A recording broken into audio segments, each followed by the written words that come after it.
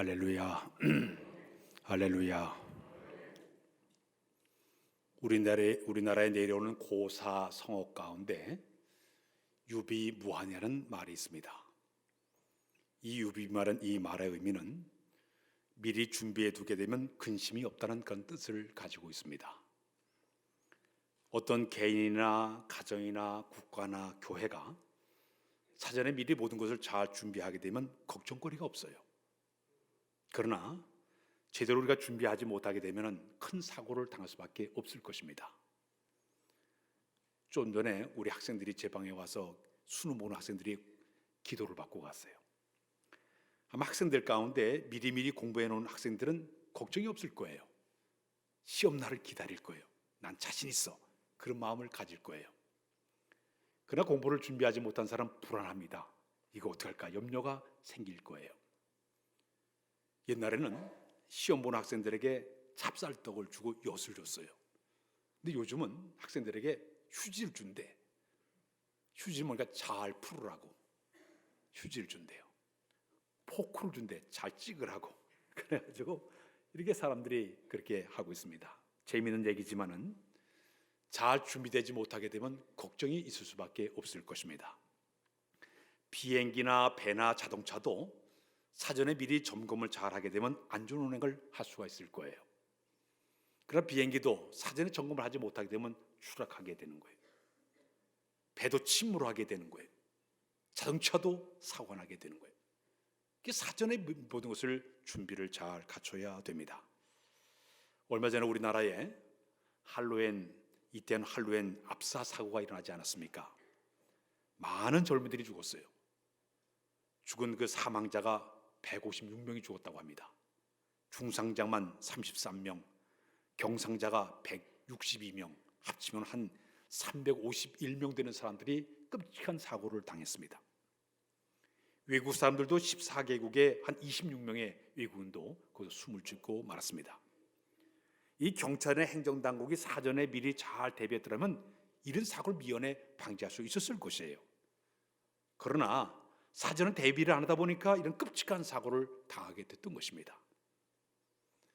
이번에 이런 할로윈, 제가 외국에 있을 때 할로윈 그 사건을 접하게 됐는데 그 필름 지나가다 보니까 할로윈 날이 되니까 거기 귀신 복장을 한 사람이 해골을 손에다 이렇게 들고 이래 있으니까 여자들이 그 옆에 가서 막 사진을 막 찍고 야단하는 그런 모습을 봤습니다. 할로윈이 뭐인가 하면 기원전 500년 전 아일랜드의 켈트족으로부터 시작이 되었습니다. 이들은 11월 1일이 새해 첫날로 지키는 그런 쪽이었습니다. 그래서 그 사람들은 사람이 죽으면 그 유령이 다른 상대에게 붙는다 그렇게 믿어서 1년의 마지막 날인 10월 31일 날 죽은 자의 영혼을 기다리면서 삼하인 의식을 하게 됩니다. 집안을 어둡게 만들어 놓고 악령의 출입을 막고 지나가는 악령이 음식과 물 먹고 떠날 수 있도록 문 앞에 갖다 놓는 행위라요.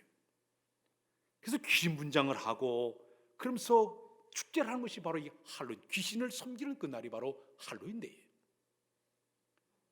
그 사고를 접하면서 제 마음속에 그런 마음이 들었어요. 야, 귀신을 섬기는 일 때문에 이런 끔찍한 일이 사고가 났다. 기독교적인 측면에서 볼 때 귀신을 행하는 것은 이건 배격할 일이죠. 우리 하나님만을 섬겨야 될 줄로 믿습니다. 이렇게 사전에 우리가 미리미리 대비하지 않기 때문에 이런 끔찍한 사고를 당하게 됩니다. 특히 우리 예수 믿는 신앙인들에게는 영적인 측면에서 항상 매사에 조심해야 될 것이 있습니다. 세 가지 면에서 우리가 주의를 해야 됩니다. 첫 번째는 마귀의 유혹으로부터 우리가 잘 벗어나야 됩니다. 따스할까요? 마귀의 유혹을 벗어나자. 마귀, 사탄 뜻이 디아블로라는 뜻을 가지고 있습니다. 이 디아블로는 이 말의 의미는 대적자라는 뜻이에요. 거짓말하는 자라는 뜻이 있습니다. 이간질한다는 뜻이 있습니다. 틈을 내는 자라는 뜻을 가지고 있습니다. 사단은 끊임없이 우리 주변을 빙빙 돌면서 하나님과 우리 사이에 틈을 나게 만들고 성도와 성도 관계를 틈을 내서라도 떨어지게 하는 것이 바로 사단의 전술이에요. 기본적으로 이 사단은 끊임없이 하나님을 대적하고 대항하는 이것이 바로 사단의 전술이라고 볼 수가 있습니다. 그래서 우리 신앙생활에 나가면서 사단의 여러 가지 유혹이 우리에게 다가올 때도 넉넉히 잘 벗어나는 끊임없는 영적 투쟁의 승자가 되어야 될 줄로 믿습니다. 두 번째는 이 세상의 유혹으로부터 우리가 벗어나야 됩니다. 이 세상에는 육신의 정욕과 안목의 정욕과 이생의 자를 만들어 놓고 사방에 지혜를 파묻어 놓고 우리를 넘어지게 만들고 빠지게 만들고 죄짓게 만들고 온갖 여러 우리를 유혹을 하고 있습니다. 이 세상의 모든 유혹 앞에 우리가 넘어가지 않냐고 우리의 신을 견고히 지키는 신앙이 우리에게 필요한 줄로 믿습니다. 세 번째는 우리가 우리 자신 속에 끓어오른 인간적인 죄성으로부터 이겨낸 삶이 필요해요. 우리가 제물이 예수를 믿어도요, 우리 마음속 깊은 곳에 죄성을 다 가지고 있습니다. 예수를 믿어도 우리 마음속에 질투심과 시기심과 욕심과 교만과 온갖 모든 것이 우리 마음속에 있어요. 내가 영적으로 잘 다시 못하게 되면 이거 용소리 팡팡 튀는 것처럼 튀어올라서 죄를 짓게 만들고 영적으로 병들게 만들고 우리의 영적 손해보는 것이 바로 사단의 전술이에요. 우린 자신과의 싸움에 승리한 자가 되어야 될 줄로 믿습니다. 그런데 오늘 본문에 보게 되면 사도 바울이 우리의 신앙을 경고하는 신앙의 내용 가운데 중요한 메시지를 우리에게 던졌습니다. 그게 바로 뭐냐면 따라서 할까요? 그러므로 손줄로 생각하는 자는 넘어질까 조심하라. 영적인 풍성한 삶 사는 우리들에게 꼭 필요한 말씀이 뭐냐? 손줄로 생각한 사람은 넘어질까 조심하라. 그 말이에요. 이 말은 속된 말로 원숭이도 언젠가 나무에서 떨어질 때가 있다, 그 말하고 같은 말이에요. 제 아무리 내가 모든 게 잘 되어도 조심해야 됩니다. 내가 성공적인 인생을 살아가도 조심해야 됩니다. 내가 능수능란한 모든 것을 자신 있다 하더라도 실수가 있다, 우리에게 언제 실수가 다가오기 때문에 조심해야 된다, 그런 말이에요. 아무리 내가 잘난 사람이라 하더라도 큰 술 칠 수가 없습니다.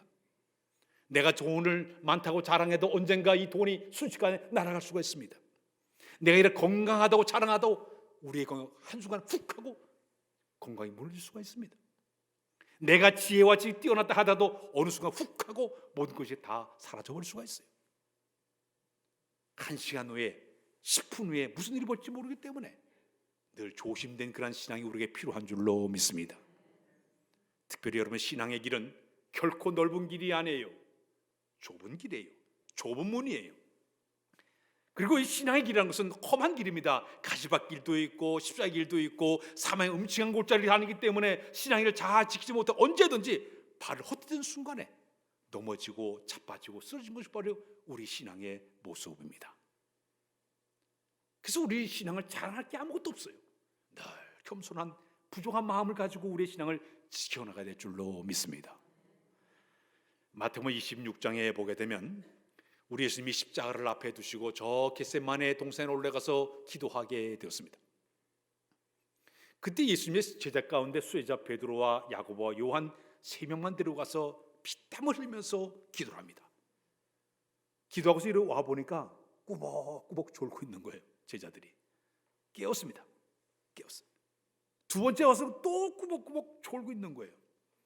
그때 우리 예수님께서 마태복음 26장 저 있으니까 우리 시작. 시험에 들지 않게 깨어서 기도하라. 마음에는 원으로되 육신이 약하다 하시고.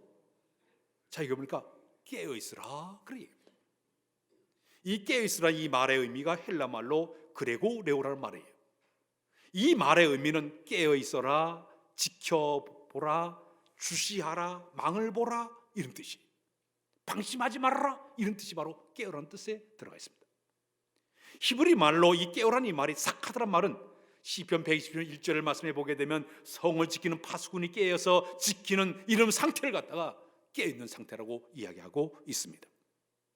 지금 주님은 여긴 제자들에게 깨어있으라 이 얘기를 왜 하고 있나? 앞으로 너에게 다가올 시험, 너에게 다가올 환난, 시련이 있기 때문에 미리 대비하기 위해서도 네가 경성에서 깨어있으라고 경고를 하고 있습니다. 그런데도 이 세 명의 제자는 잠을 이기지 못해서 그냥 자고 말았습니다. 그 결과 어떻게 된지 아십니까?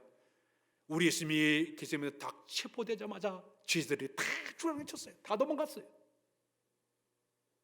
그 가운데 이 베드로 같은 경우는요, 마태복음 16장에 보게 되면 베드로가 예수님 앞에 얼마나 멋진 신앙 고백을 했습니까? 세상 사람 날 누구로 하냐? 주는 그리스도시요 살아계신 하나님의 아들입니다 고백했기 때문에 우리 예수님이 베드로를 얼마나 칭찬했습니까? 바요나 시몬아, 내가 복이도다. 내가 이거 한 것은 하나님께서 너에게 이런 것을 하도록 만들어 주었다. 내가 너의 천국의 열쇠를 주겠다. 엄청난 복을 받은 사람이 바로 베드로, 칭찬받은 사람이었습니다.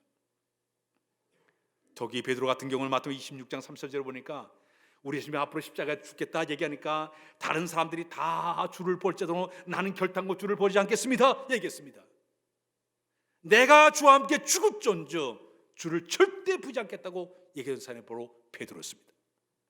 그러나 꾸벅꾸벅 졸더니 어린 계집종 앞에 가서 예수님을 3번씩이나 나는 예수를 모른다고 부인하지 않습니다. 심지어 예수님과 저주하면서 모른다고 3번이나 부인했던 사람이 베드로 쫄짱부가 되고 말았어요. 비겁자가 되고 말았어요.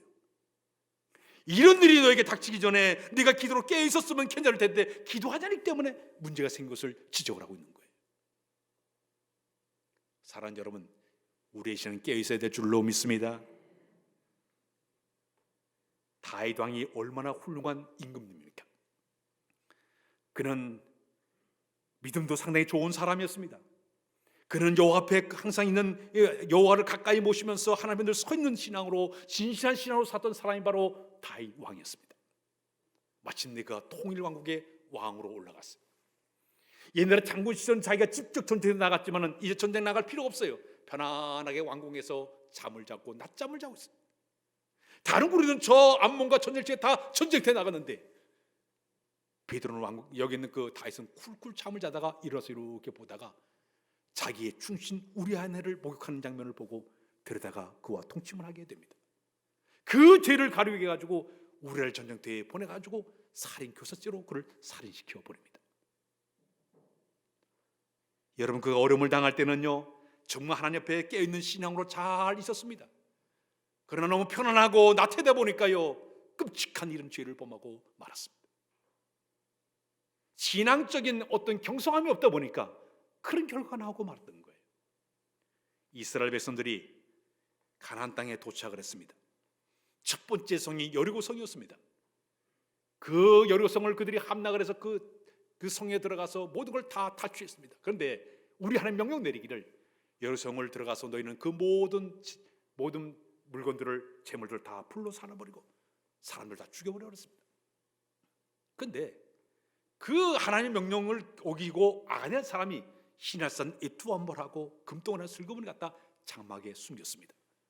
괜찮은 줄 알았습니다. 여리고성 다음 성이 아이성, 조그마한 성이었습니다.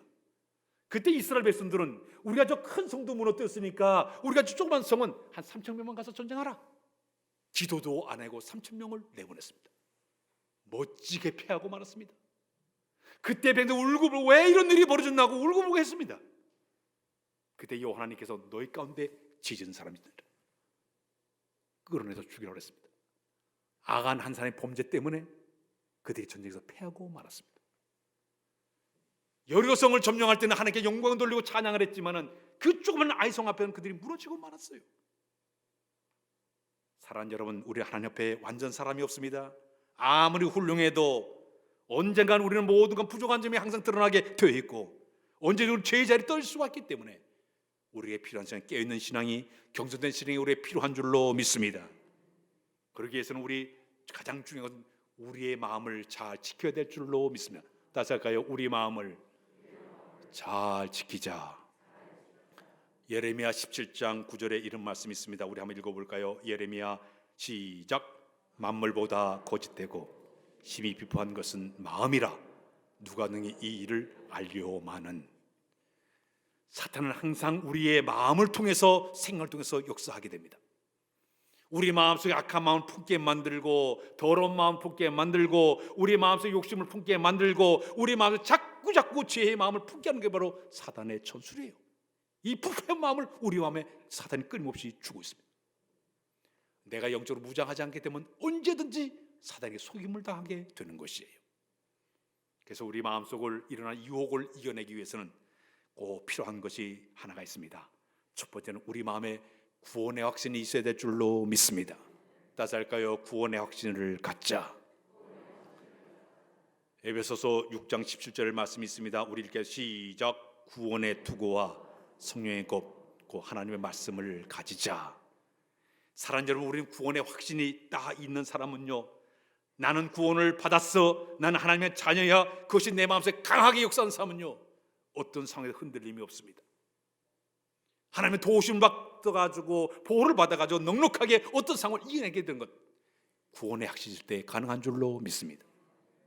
두 번째는 하나님의 거룩한 말씀으로 무기를 삼아야 됩니다. 우리 예수님이 이 땅에 계실 때에 사단이 3번 와서 우리 예수님을 시험하지 않았습니까? 그때 우리 예수님 태권도로, 유도로 이기지 않았어요. 전부 3명 사단이 유혹을 할 때 말씀을 가지고 찔러가지고 이겨내지 않았습니까? 하나님의 거룩한 말씀 우리가 무장하기만 하면 어떤 상황도 넉넉하게 이기게 될 줄로 믿습니다. 저는 사도 바울을 바라볼 때마다 이런 생각을 가져봤어요. 고린도서 10장 27절에 보게 되면 내가 남에게 전파한 후에 도리어 버림이 될까 두려워하노라. 자기가 열심히 목회적인 사명을 하면서도, 선교 사명을 다 하면서도 마지막에 내가 하나님께 버림을 당할까 나는 염려하노라 그랬습니다. 성도 여러분, 교회 내에서 우리 직분 가지고 자랑했지만은 마지막에 하나님께 버림당한다고 생각해 보십시오. 주님 앞에 내가 열심히 신앙생활 잘한 척했는데 우리는 나는 너를 도무지 모른다 가정해 보십시오. 천국 문을 두드리면서 내가 왔습니다, 문을 두드릴 때 나는 너를 도무지 알지 못한다 가정해 보십시오. 얼마나 기가 막히겠습니까? 예수님이 헛수고한 거예요. 그래서 사도 바울은 이것 때문에 자기가 스스로 영적 자만과 교만을 이겨내기 위해서 그런 2가지를 했습니다. 고린도서 15장 32절 보니까 나는 날마다 죽노라 그랬습니다. 자기를 끌어온 모든 걸 죽이게 가지고 노력해서 사는 바로 사도 바울이었고, 고린도서 9장 20절에 보니까 자기를 쳐서 복종하는 삶을 살았다고 그런 고백을 하고 있습니다. 자기를 쳐서 복종하는 삶을 살았다. 온전한 신앙의 길을 걸어가기 위해서 자기가 영적 자만과 교만에 빠질까 염려되어 스스로 자기를 죽이는 삶, 복종하며 다스린 삶을 사는 것이 바로 사도 바울의 삶의 모습이었습니다. 오늘도 우리 그런 삶을 살아야 될 줄로 믿습니다. 오늘 본문의 사도 바울은 고린도 교회 교인들에게 경고하는 내용이 있습니다. 이 고린도 지방이 어떤 지역이었는가 하면, 제가 이 고린도 지방을 가봤습니다. 항구 옆에 있는 도시입니다. 굉장히 상업이 많이 phát 달되고 교통의 요충지다 보니까 아주 그곳에 사람 다 부유하게 풍요롭게 살았습니다. 잘 살았어요. 자, 그런데 그 도시가 너무 풍요롭게 살다 보니까 향락의 도시가 되고 말았어요. 음란의 도시가 되고 말았습니다.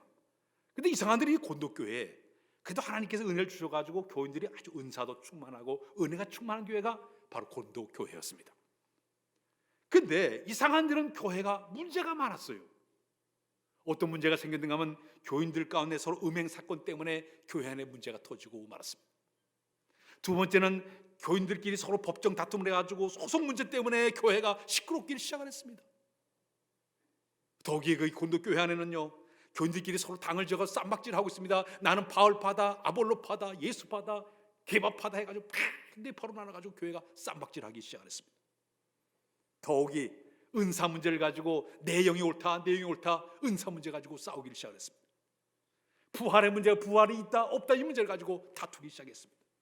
성찬 문제를 가지고 이걸 먹어야 되냐 하면 이걸 가지고 쌈박질하기 시작했습니다. 우상제물 가지고 이거 먹어야 되냐 하면 이 문제 때문에 고독에 시끄럽습니다. 겉으로 볼 때는 은혜가 넘쳐났지만 들여다보게 되니까 교회가 너무나 문제가 많았어요. 그래서 교만과 방종에 빠진 이 고린도 교회를 위해서 염려하는 마음으로 사도 바울이 본문의 글을 쓰게 됐습니다. 그들의 신앙을 경고하기 위해서 어떤 이야기를 하고 있는가 하면, 자, 너희가 머릿속에 담아야 될 말씀이 있다. 과거 우리 조상들이 애굽을 탈출해서 그들이 저 가나안 땅까지 가는 도중에 그들은 하나님께서 엄청난 은혜를 체험하게 만들어서 신령한 음료도 먹게 만드시고 홍해 바다를 가르쳐서 건너게 하시고 육지처럼 건너게 하시고 낮에는 구름 기둥으로 밤에는 구름 인도하신 그 하나님이었고, 심지어 만나를 먹여서 매일같이 일용한 양식을 그들이 먹게 되었고, 메추라를 통해서 고기를 먹게 만드시고 반석을 저 물 쏟아게 만들고 물을 마시게 만들고 이런 엄청난 은혜를 받게 만들었다. 그런 40년 동안 광야 생활하는 동안에 의복이 헤어지도 않고 신발도 낡아지도 않고 하나님의 도우심 가운데서 그들은 잘 살았지만은, 그러나 그들은 끊임없이 그들은 악을 즐겨하기를 시작했다. 늘 은혜 속에 살면서도 그들이 악을 보는데 4가지 악을 보였다고 지적을 하고 있습니다. 첫 번째는 그들은 우상숭배에 빠졌다고 지적을 했다. 우상숭배. 이 우상숭배의 죄를 갖다가 지적을 하기를 우리 앞절에 보게 되면 우상숭배 죄가 어떤 건 출애굽기 32장 28절을 얘기하고 있습니다. 모세가 저 시내산에 십계명 돌판을 가져 올라갔을 때 백성들이 밑에서 아론과 더불어서 금송아지를 만들었고 막 섬기기를 시작했습니다. 하나님이 제일 싫어하는 것이 바로 우상인데, 십계명과 제1계명 2계명이 나 외에 당신을 두지 말아라, 우상을 만지지 말라, 이것이 계명인데 금송아지를 만들고 섬기기를 시작했어요. 이것 때문에 우리 하나님께 너무너무 화가 났어요. 그때에 하루에 3,000명이 죽은 사건이 있었습니다. 우리 하나님 그들에게 진노의 채찍을 떼서 3,000명이 죽은 사건을 얘기하면서, 봐라 너희 조상들이 이렇게 우상을 숭배하다가 하루에 3,000명이 죽지 않았느냐, 이것을 똑똑히 기억해. 두 번째는 그들이 지은 죄 가운데 간음죄를 이야기하고 있습니다. 오늘 간음죄의 이야기는 민수기 25장을 배경을 가지고 있습니다. 이스라엘 백성들이 광야 생활을 하다가 그들이 시딤에 이르렀습니다. 그때 거기에 모압 족속을 만나게 됩니다. 모압은 아브라함의 조카 롯과 그의 딸들 사이에서 부종한 관계로 태어난 그 자녀가 그 민족을 이룬 것이 바로 모압 족속이에요. 더러운 어떤 그 관계 속에 태어난 자녀들이에요. 이게 모압 족속이에요. 근데 모압 족속과 더불어서 그들과 여자들을 취해가지고 하나님께서 이 선택한 거룩한 이 민족이 저 이방 다른 여자들과부터 성적인 간음 사건을 일으키게 됩니다. 그 여자들과 가가지고 바알볼 앞에 가서 제사를 드리게 됩니다. 무서운 죄였습니다. 이 부정한 이 사건 때문에 우리 하나님께 너무너무 화가 나가지고 연병을 장티푸스에 걸리게 만들어서 그날에 24,000명이 죽은 사건이 있었습니다. 바울은 고린도교회 교인들에게, 봐라 너의 조상들이 이렇게 우상을 섬기다가 그 나라의 모든 사람들이 죽지 않느냐, 정신 차려, 경고를 하고 있습니다. 두 번째는 원망 사건이었습니다. 이스라엘 백성들이 하나님 늘 그동안 함께 하시면서 체험하게 하시고 목격을 했음에도 불구하고 르비딤에 이르렀습니다. 근데 그곳에 이르렀더니요, 모세를 향해서 원망하기 시작합니다. 우리가 맨날 이 박한 음식, 이 만나를 박한 음식, 거친 음식이래, 이것만 맨날 먹는다고, 차라리 우리가 고기를 달라고, 차라리 애굽으로 돌아가겠다고 모세를 향해서 원망하기 시작합니다. 심지어 돌로 쳐 죽이려고 하고 있습니다. 민수기 21장 5절에 보게 되면요, 하나님과 모세를 향해서 원망을 하면서 왜 우리를 이 애굽으로 인도해 가지고 이거 죽게 만드느냐, 차라리 우리의 광해 우리가 다시 돌아가겠다, 원망하기를 시작합니다. 우리 하나님 보실 때 얼마나 기가 막히겠습니까? 그래서 우리 하나님께서 원망하는 그들에게 10번씩이나 원망했던 그들에게 우리 하나님께서 불뱀을 보내가지고 불뱀의 독이 퍼지게 해가지고 그들을 갖다 하는 게 심판하기 시작했습니다. 불뱀에 물려가지고 온 독이 퍼지게 되니까 다 퉁퉁 부어가지고 사람 죽어가고 있습니다. 그래도 하나님은 그 민족을 사랑해서 살려줄 사람에 서 모세가 지팡이를 높은 장대를 세워놓고 노뱀을 걸어놓고 그래서 바라본 자보다 구원을 받게 되려 하니까 바라본 자는 구원받지만 그래도 고집 피우고 안 보는 자는 다 죽고 말았어요. 이 사건을 배경하면서 봐라 너희 조상들이 원망하다가 그 땅을 밟지 못하고 죽은 것을 너희가 기억하라. 마지막에는 그들이 하나님을 시험하다가 그 땅을 밟지 못했다고 지적을 하고 있습니다. 가데스 바네아에 이르게 되었습니다. 그때 백성들이 우리가 들어갈 땅을 미리 탐지하겠다고 모세에게 얘기했습니다. 그때 모세가 12지파 가운데 대표자를 12명을 뽑아가지고 저 가나안 땅 가서 탐지하라고 얘기했습니다.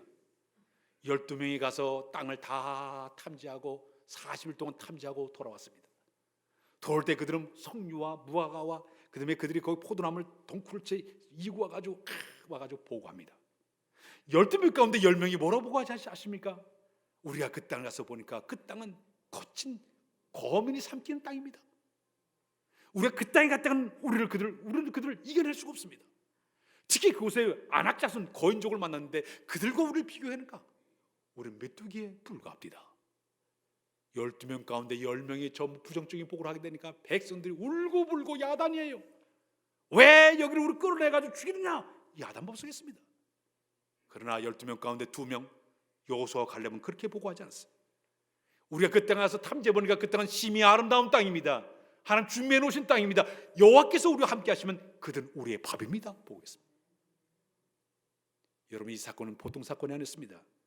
하나님을 시험한 사건이기 때문에 40일 동안 그들이 땅을 탐지하고 돌아온 거 보고한 그 내용 따라 40년 동안 그들이 광야에서 헤매게 만든 것이 바로 하나님 방법이었고, 40년 동안 지내는 동안에 이 10명의 잘못된 보고한 사람들 제1세대는 다 광야에서 죽고 말았어요. 가나안 땅을 밟은 사람은 여호수아와 칼렙밖에 그 제2세대들이 가나안 땅을 받게 됩니다. 광야 생활하면서 10번씩이나 하나님을 시험하다가 스스로 그들은 광야에서 죽음당한 사람들이 그들의 조상들의 모습이라고 여긴 사도 바울이 지적하면서 그들에게 그런 얘기하고 있습니다. 그들이 가나안 땅을 받지 죽어간 자들의 모습을 너희가 보면서 그들을 거울로 삼아라 그랬다세요. 거울로 삼아라. 너희 조상들이 이렇게 행한 모든 것을 거울로 삼아서 늘 손줄로 생각하는 넘어질까 조심하라고 경고하고 있는 거예요. 지금 잘 되고 있다고, 지금 모든 것이 완벽하다고 자랑하지 말라는 얘기예요. 먼저 간 모든 너희 조상들이 일을 당했는데 내가 함부로 하지 말고 거울로 잘 삼아서 굳건한 믿음을 가지고 끝까지 너의 신앙을 잘 지키라고 권면하고 있습니다. 사랑하는 성도 여러분, 우리는 우리의 신앙을 다시 한번 돌아봐야 될 줄로 믿습니다. 교만하면 안 됩니다. 자만 안 됩니다. 저도 운동 경기를 좋아하는데 운동할 때 자만 부리면 항상 지더라고. 잘 될 것 같으면 항상 지더라고. 항상 겸손해 이겨. 조금 잘난 체면 항상 지게 돼 있더라고. 마찬가지. 우리가 살아가면서 이렇게 자기의 교만과 의를 드러내다가요 실패한 사람들이 수두룩합니다. 바로 이스라엘 백성들이 그렇게 됐어요. 건덕교회에 일어나는 이 수많은 당짓고 쌈박질하고 간음 사건, 음행 사건, 수많은 사건이 일어난 것이 왜 그러냐? 너희들의 교만한 죄 때문에. 과거의 조상들이 행한 걸 그대로 행하다가 이런 일이 너희가 당하기 때문에 너희가 조심하라고 경고하고 있습니다. 비행기 사고의 80%는 이륙할 때와 착륙할 때 사고가 납니다. 공중에 날아갈 때는 괜찮아요. 뜰 때가 제일 사고 많이 나고 내릴 때 사고를 제일 많이 내요. 지난번에 제가 외국에 갔다 이러다 보니까요, 이 필리핀의 이 조종사가 탁 내리는데 얼마나 부드럽게 내리니 쿵매도 턱턱턱턱 잘 내려요. 우리나라 비행기를 탔는데 제주도 내리는 거 각 쳐봐. 우리나라 사람보다도 아주 그 조종사 보니까 부드럽게 통통통 그 내리면서 목사님, 참 조종사 잘한다 그랬어요. 그런데 비행기 사고의 80%가 이륙할 때와 착륙할 때 5분이라고 얘기합니다. 그걸 마의 5분이라고 얘기하고 있습니다. 그때 대부분 사고가 나요. 신앙생활도 처음에 출발할 때가 가장 위험한 상태입니다. 그러나 마지막 내릴 때 천국부터 넘어설 그 순간이 더 위험합니다. 신앙을 잘 지키시길 바랍니다. 천국부터 넘어선 순간까지 우리의 믿음 잘 지켜야 되는 거예요. 괜히 자만하지 말고 우리의 신앙을 잘 지켜서 천국부터 넘어선 그 순간까지 우리의 믿음을 잘 지킨 자가 복받은 사람이 될 줄로 믿습니다. 고속도로를 달리다 보면 한 10km쯤 남게 되면 이런 글이 써 있습니다. 다 왔다고 방심하지 말고 끝까지 안전 운행하라. 그런 말이 있어요. 자만하지 말라는 얘기예요. 끝까지 믿음을 잘 지켜라. 그런 얘기예요. 군대에서 10km 완전구장을 막 해서 한 8km쯤 뛰게 되면요 힘이 다 빠져버려요. 그때 군인들이 한 2km 남게 되면 뒤에서 구호가 뭐냐, 악으로 깡으로 악으로 깡으로 그런 뛰어가요. 믿음 삶이 그런 것이에요. 정말 내가 경성해서 잘 지키면서 내 신앙을 잘 지켜낸 것, 우리의 신앙의 모습이 되어야 될 줄로 믿습니다. 하나만 얘기하고 끝을 맺습니다. 영국의 유명한 목사니까 존 버년 목사님이 계십니다. 그래 감옥에 있었을 때 그분이 유명한 책을 한 권 썼는데 철로 역정이라는 책을 써 놓았습니다. 이게 바로 성경 다음으로 유명한 베스트셀러로 지금까지 사람들이 읽혀지고 있습니다. 그 내용을 쭉 다 설명할 수 없지만은 이 멸망의 도시 장망성을 떠난 한 기독교의 이야기를 얘기하고 있습니다. 그가 남루한 옷을 입고 등에 무거운 짐을 지고 가다가 성경책을 발견하게 됩니다. 그가 성경을 접한 다음에 그 성경 안에서 이 도시가 앞으로 심판받아야 될 사실을 깨닫게 됩니다. 이 도시가 멸망을 당한다 깨닫고 마침내 한 전도자를 만나가지고 전도자에게 전도를 받게 됩니다. 그래서 마침 그는 저 천국 시온 산을 향해서 그가 출발하게 됩니다. 가는 길이 얼마나 힘든지 좁은 문을 통과하고 가다가 순례길을 떠나다 보니까 가족들과 주위 친구들이 와가지고 막 비방하고 못 가게끔 그들이가 끊임없이 유혹합니다. 그걸 견뎌내요. 그런 다음에는 그는 낙심의 늪에 빠져가지고 헤매기도 합니다. 그리고 영적인 갈등에 빠져가지고 깊은 영적인 잠에 빠져가지고 고통의 세월을 보내기도 합니다. 심지어 가다보면 사자굴이 울부짖으면서 자기를 뜯어먹으려고 애쓰는 장면을 보면서 막 두려워하고 괴로워하면서도 그의 신앙을 지켜나갑니다. 허영의 늪을 지나가면서 자기는 집이나 토지나 쥐나 명예가 진주 보석 이걸 다 뒤로 하버리고 그러면서 그가 끝까지 신앙에 지켜나가 마지막 강을 건너서 천국에 들은 과정을 얘기하는 것이 바로 철로 역정의 이야기입니다. 신앙생활이 결코 편한 길이 아니에요. 철로 역정처럼 험한 길을 가는 거예요. 우리 앞에 여러 가지로 늪이 많이 있어요. 좁음을 통과하는 고통과 시련이 있어요. 시험의 관계도 많이 있습니다. 잘 견뎌내서 끝까지 천국문에 들어선 여러분들의 모습이 되어야 될 줄로 믿습니다. 오늘 본문의 중요한 메시지, 그러므로 선줄로 생각한 사람은 넘어질까 조심하라. 우리 자신을 돌아보면서 우리 신앙을 지켜나는 이들의 모습이 다 되시길 주의 이름으로 부탁드립니다. 기도합니다. 하나님, 선줄로 생각한 사람 넘어질까 조심하는 귀한 말씀을 묵상했습니다. 늘 우리 신앙을 돌아보게 하시며 잘못된 것을 고치고 버릴 것을 버리고 취하여서 온전한 신의 길을 걸어간 우리 모두로 인도하여 주옵소서. 예수 그리스도의 이름으로 기도하옵나이다. 아멘.